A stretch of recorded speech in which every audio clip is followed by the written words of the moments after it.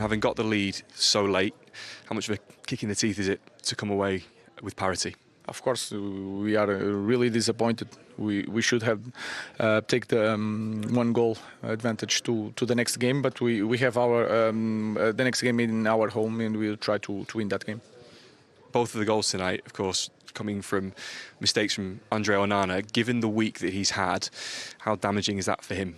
Important is to focus on the next game, on the next game for the league, and then think about the second leg against Lyon. When one player has a mistake, all the team has a mistake. So we continue like that.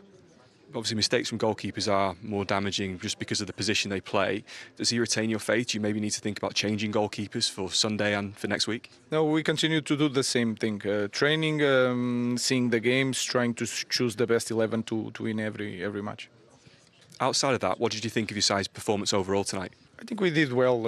In the first half, we had some difficulties, especially in the beginning, to press the opponent because they play in a different way. But then, especially in the second half, we adapt to control the game. We were near the box of Lyon, so I think we did well. We can do better. Going forward, it seemed like the chance creation was maybe better tonight. Patrick Dorgu got free down the left-hand side a lot. Are we starting to see those patterns of play, the understanding of the final third that you wanted to see from the team? Yeah, we are improving game by game, but we need to be more clinical. But again, it's 2 games. This is half time. We have to think on the next one.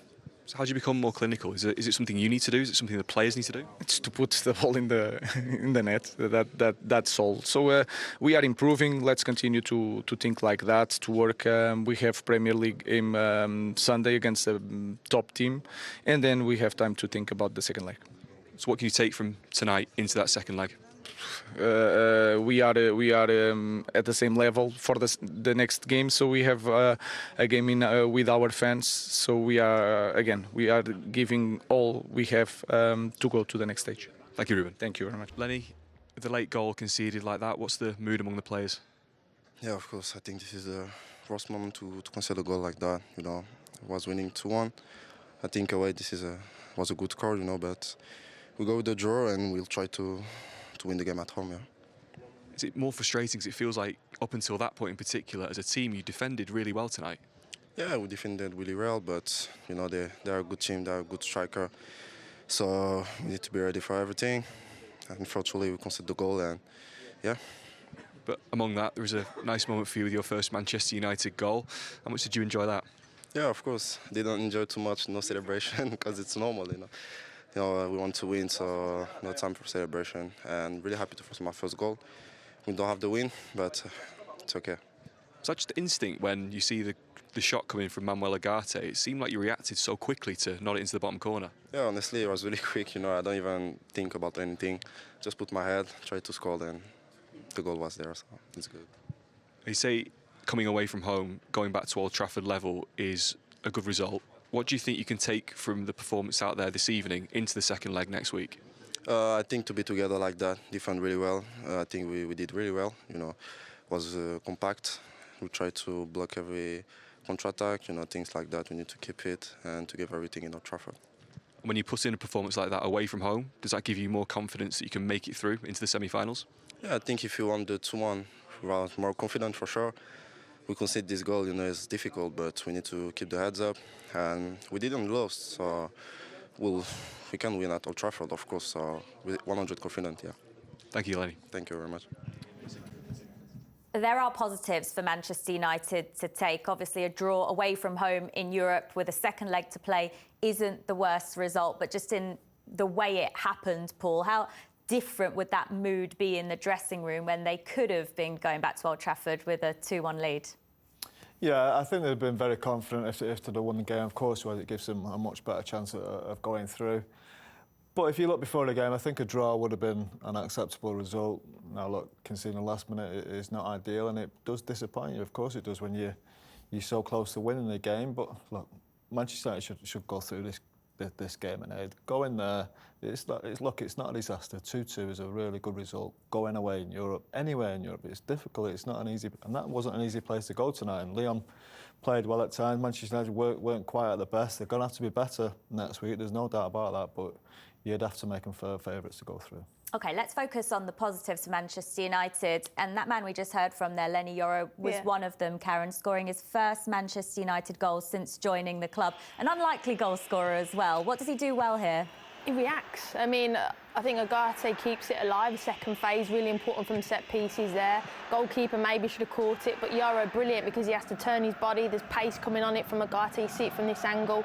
Just gets connection on it. And he said in his interview, but didn't really know too much about it. But nevertheless, it's a great header. And at that point, it was a really vital goal just before half time and kind of changed the narrative, you'd think, in the dressing room with the team talk. But yeah, great goal for him. An important time to score that equaliser, Paul, as Karen said. In the second half, still wasn't really working for Rasmus Højlund. He's had issues in front of goal. Manchester United as a team as a whole have struggled to score goals. That's been a theme throughout the season. But one player who seems to be improving lately is Joshua Zirkzee, who scored what we thought at this point was going to be the winner. Yeah, I thought so. Yeah, really good goal. He's again been a little bit hit and miss. Can't seem to nail a place down, but it's a great ball from Fernandes. Fernandes in them forward areas is really. You almost need two Bruno Fernandes. You need one in centre midfield and one is playing as a number 10. And look, it's a great ball from him. Great header from Zirkzee, and there you think the tie is virtually done at that point. But as we know, they got the equaliser and there's still a little bit to play for. But look, quality all round, especially in forward areas of the pitch, is a real problem for Manchester United, and it's something they're going to have to sort out if they're going to progress to where they want to be and try and win this tournament. Can Ruben Amorim solve that issue with the players he's got? I think it's going to be difficult. I think these forward players have probably shown they're not quite up to the level required. You look at the goal record from the last 25, 26 games. I think Garnacho scored one, Rasmus Højlund scored 3 in the Premier League this season. It's not quite up to the level I think it is needed. So I think improvements are going to definitely have to be made in that area of pitch. But I think improvements right through the team are going to need. We've all watched the Champions League games Tuesday, Wednesday night, and you watch the level of that game tonight, and it's way below where you need to be. How far off are Manchester United from that level that you're talking about that we saw? From Champions League, they look a long way off from that. I think there's a lot of money to be spent to get anywhere near that level. You know what, defensively, they don't look too bad, I don't suppose. I think the wing-backs defensively are OK. Going forward, not quite good enough. Diallo could come into that and be a better type of wing-back going forward, especially.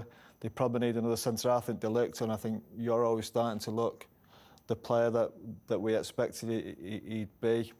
Quality in midfield again doesn't look quite good enough at the minute. Like I said to Bruno Fernandes, you need that player with quality in the midfield, and you also need his quality up that end of the pitch as well. The way Amorim plays, you talk about 2 number 10s as well. Are they there? Bruno Fernandes obviously could be one of them. Can you use Kobe Manu in that position? I think he needs better. As we saw, especially in that first half, there were times when the ball went up to Højlund, into Garnacho. They're so erratic and so poor in possession that there's almost no belief in them, and either there's no conviction in what they're trying to do. So, look, we all know goals are a big problem for this team, and look, quality is needed all around this team to make it anywhere near a Champions League team. OK. 5 minutes, and to get let down again by the goalkeeper with a mistake like that, it's not good enough. It really isn't good enough. The positive is that we do bring a draw back to Old Trafford and will be firm favourites to progress. What we've seen of Lyon tonight, they don't have too many weapons, it seems. Manutd was lively up front. He's quite sharp, quick as. Cherki was pretty quiet, I thought, and then pops up with the all-important contribution, the goal. But there's nothing to be scared of with Lyon. No, they're certainly not. They give you chances, that's for sure. We've seen tonight, we created a boatload of chances, obviously put a couple away, but we had a lot of chances we could have scored from. Attacking wise, they're okay. They get in some good areas, they're interlinking around the box without having a real cutting edge or a striker through the middle who can penetrate and score goals. I think they often puffed around the box, but on the whole as a game, I thought we were the better side. I thought we had the better chances. I thought second half we controlled the game, and it played into our hands when they come out the block try to chase the game. And so unfortunate, like Maisie said, you go away from home on a European night in a big game in a quarter-final, you score 2 goals, but on the other hand you concede 2 poor goals. It's just disappointing to take, but the beauty of football, you've always got a chance to put it right, and next Thursday night here will be rocking. We've got to put a similar performance in again. It's similar to the Real Sociedad game, Maisie. Over in San Sebastian, we were the better team and brought a 1-1 draw back to Old Trafford and really played well to beat Real Sociedad 4-1 here. So it's a similar vibe, really, to that. Well, it is. I mean, the lads in the dressing rooms will be absolutely gutted at the moment because, as I said, they put on a brilliant performance, got back in the game and leading the game and probably pretty comfortable, to be fair. But they get let down. But as Bardo just said there, you get another opportunity to finish them off, and we'll do that here next week. You just took a draw at the beginning of the game. We all said that. But you get view that he's going to stick with Andre Onana, he's going to stick with what he's been working with at the moment. Paul Scholes has been proven right after yet another error from Manchester United goalkeeper Andre Onana. The Cameroon international made an error off the pitch after his less than complimentary comments about Lyon. He then followed it up with another questionable decision after having a pop back at former United midfielder Nemanja Matic, now at Lyon. And the errors keep coming from Onana, with the former Inter Milan keeper at fault for Lyon's opening goal against the Reds on Thursday evening. It leaves United under pressure in their Europa League quarter-final first-leg tie, with Europe's second-tier competition their only chance of rescuing a desperately poor season. Ex-Reds midfielder Scholes warned about the consequences of Onana's words before kick-off. The former England international also questioned Matic's response after the Serbian laid into the United goalkeeper.